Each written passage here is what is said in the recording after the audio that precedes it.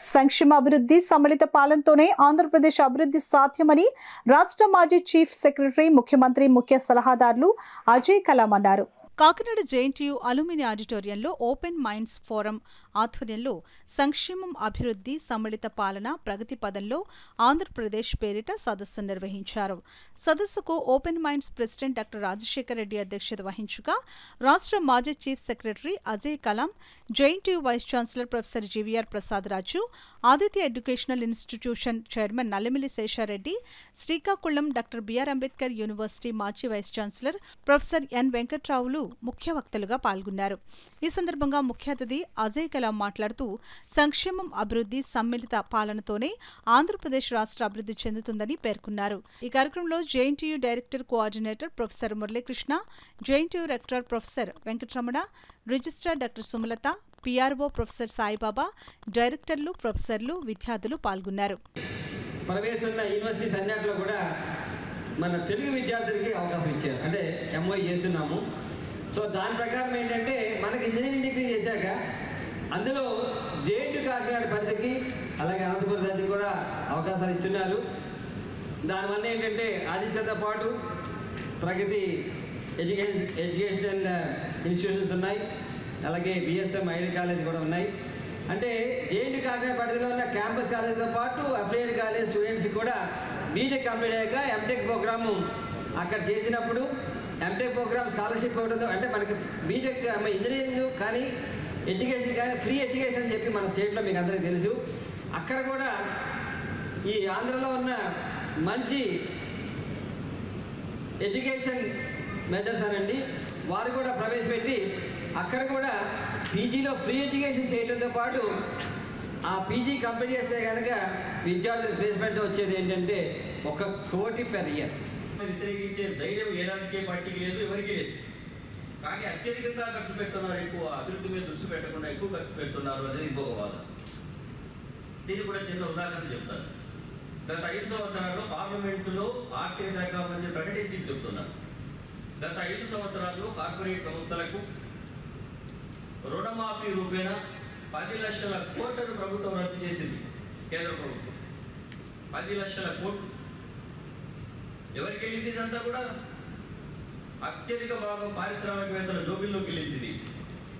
ప్రజలకెల్లా 10 లక్షల కోట్లను కార్పొరేట్ సంస్థలకు పరిశ్రమలకు రద్దు చేస్తారు.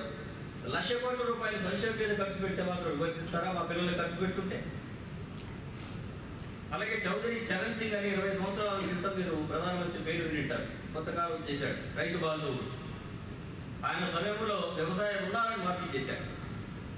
ఎంత చేశాడు? 2.53 లక్షల కోట్లు, 2.5 లక్షల కోట్లు సుమారుగా. ఖర్చు పెట్టేటటువంటి ఆ ఖర్చు అంతా కూడా అది పూర్తిగా అభివృద్ధి చెందిందే. చాలా ఇంపార్టెంట్ పాయింట్. దాన్ని మించినటువంటి ఒక బిల్డింగ్ కట్టచ్చు, రోడ్డు వేయచ్చు, లేదంటే ఏదైనా చేయొచ్చు. కానీ అన్నిటికంటే కూడా చాలా ముఖ్యమైన అభివృద్ధి కార్యక్రమం ఎడ్యుకేషన్ మీద మాత్రమే వస్తుంది. ఈవేళ ఎంతోమంది విద్యార్థులు ఇతర రాష్ట్రాల్లో, ఇతర దేశాల్లో పనిచేస్తారు. ఆ రోజు రాజీవ్ గాంధీ గారు ఐటీ ఫీల్డ్ మీద శ్రద్ధ తీసుకోకపోతే ఈవేళ మన భారతదేశం ఎక్కడికి ప్రవర్తించింది.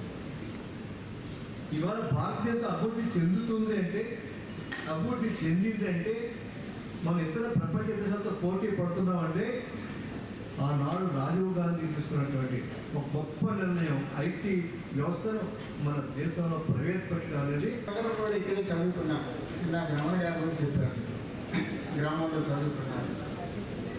నేను కూడా ఒక చిన్న గ్రామంలోనే చదువుకున్నాను. తెలుగు మీడియంలో ఒక ఎయిడెడ్ స్కూల్లో మామూలుగానే చదువుకున్నాను. తర్వాత దగ్గరగా ఉన్నటువంటి టౌన్, మా ఊరు బాపుట్ల దగ్గర టౌన్కి వెళ్ళడం జరిగింది. అక్కడ ఇంటర్మీడియట్ తెలుగు మీడియంలో చదువుకున్నాను. తర్వాత అక్కడే అగ్రికల్చర్ కాలేజ్ ఉంటే దాంట్లో గ్రాడ్యుయేషన్ చేసి ఢిల్లీ వెళ్ళాలి, పోస్ట్ గ్రాడ్యుయేషన్ చేయడం జరిగింది. అంటే నేను 1వ తరగతి నుంచి ఉద్యోగంలో చేరే వరకు కట్టినటువంటి ఫీజులు లెక్క వేస్తే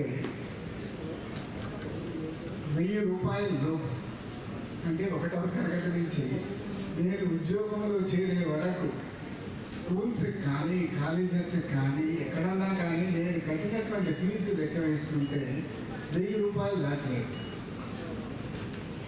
అదే నా పిల్లలకి ఫస్ట్ ఇయర్ ఎల్కేజీ కూడా ఈ 1000 రూపాయలు ఏ మూలకి రాలేదు.